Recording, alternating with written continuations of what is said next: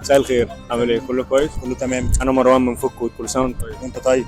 طبعا عارفين ان رمضان خلاص قرب يخلص وداخلين على العيد، فقول لي ايه اول حاجه بتعملها يوم العيد؟ اول حاجه اعملها ان انا اسيب الشغل عشان ما ينفعش اخش العيد وانا بشتغل.